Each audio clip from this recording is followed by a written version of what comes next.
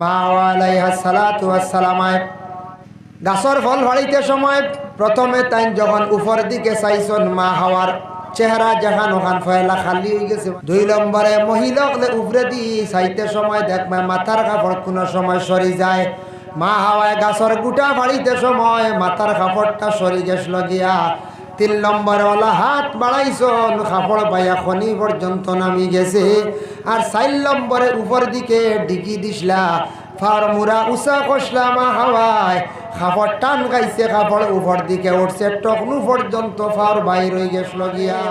মা হাওয়ার শরীরের যেন 4টা অংশ বাইর হয়েছে। বেহেশত কি বাইরিয়া যাওয়ার পরে আমি আল্লাহর যাতে আমার বন্ধুগুলোরে অর্ডার কর্ম তোমাদের ঘর থাকি যত সন্তান আদি জন্ম নিবা আমার ইবাদত বন্দেগি করবার আগে সেই 4টা জায়গা ধুইতে লাগবো।